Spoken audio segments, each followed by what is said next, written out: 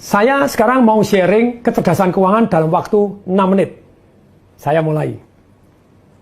Jadi kalau kita mau cerdas secara keuangan, kita harus tahu dua hal yang sangat sederhana, tapi sayang jarang orang tahu isinya dan bagaimana caranya.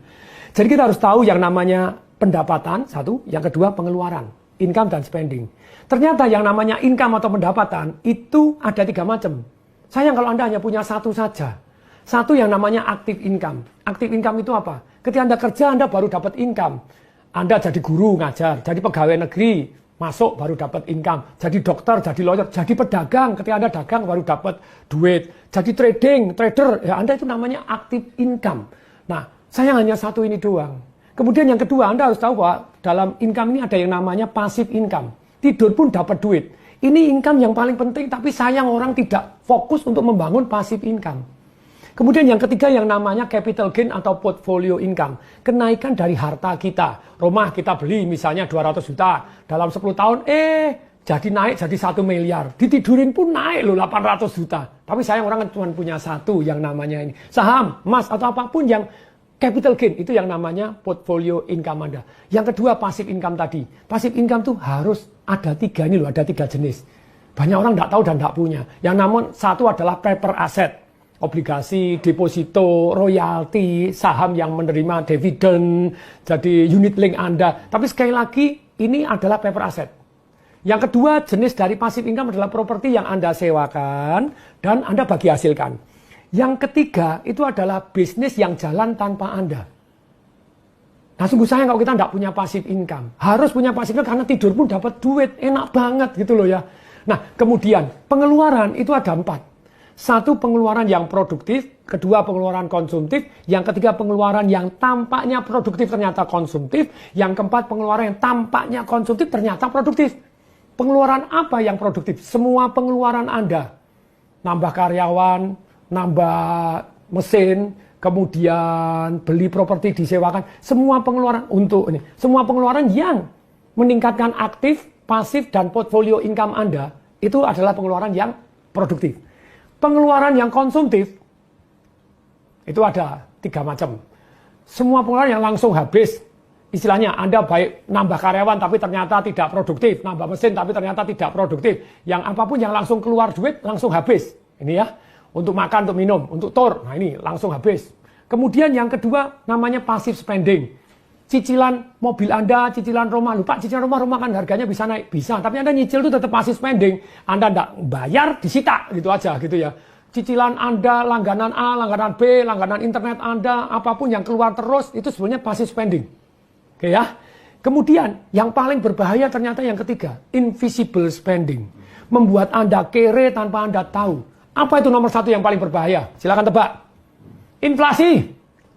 Tanpa sadar daya beli Anda, duit Anda tidak laku lagi gitu ya. Ya laku tapi kurang begitu. Nah, kemudian berikutnya.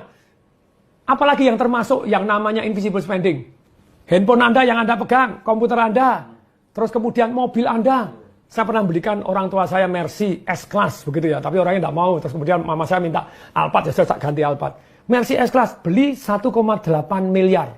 7 tahun kemudian jual tinggal 350 juta. Anda beli mobil buka pertama sekali hilang 200 juta. Besok buka sekali hilang 10 juta, hilang 20 juta, setiap dibuka hilang berpuluh-puluh juta. Itu namanya invisible spending. Tapi begitu banyaknya orang hari ini tidak cerdas, kepingin tampak kaya, beli motor, beli mobil, harganya hilang terus. Kere tanpa berasa. Mohon maaf kalau pakai kata-kata keras gitu ya. Mohon maaf supaya insaf, saya seringkali menggunakan kata keras, sekali lagi mohon maaf. Kemudian berikutnya nih.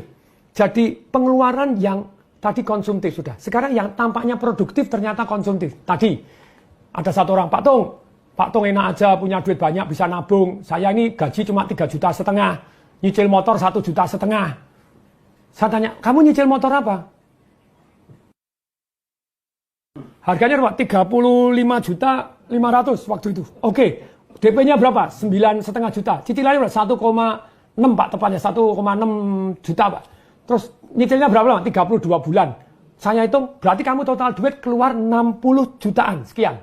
Betul Pak? Kalau 3 tahun 12 juta, saya set 12 juta loh. Berarti kamu dalam 3 tahun kamu hilang yang namanya uang kamu 48 juta sendiri. Lupa, tapi kan saya perlu kendaraan. Kok perlu beli tahun 2000 loh, 2 juta doang. Lupa, tapi kan gampang rusak. Ya rusak kan bayar cuma 150.000, 200.000. Jadi sebetulnya banyak orang itu tidak perlu, cuma kepingin. Jadi please deh, kalau Anda ini yang namanya seolah-olah, aduh, kelihatannya produktif untuk kerja, padahal Anda tidak perlu itu. Anda harus membedakan. Berikutnya yang keempat, yang namanya pengeluaran kelihatannya konsumtif ternyata produktif. Satu, pengeluaran untuk belajar. Yang kedua, pengeluaran untuk bergaul dengan orang-orang yang jauh lebih sukses dibanding kita. Betul, orang sukses tidak semuanya positif, tapi kita belajar yang positif aja gitu ya. Yang ketiga, untuk amal. We cannot outgive God. Perhatikan saya.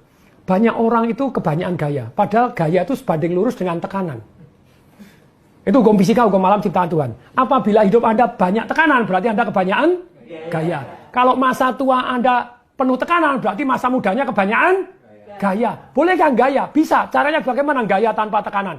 Pasif income Anda segede gajah, Anda gaya segede kerbau. Maka Anda cerdas secara keuangan. Semoga bermanfaat. Saya Tung Desa Waringin mengucapkan salam dahsyat.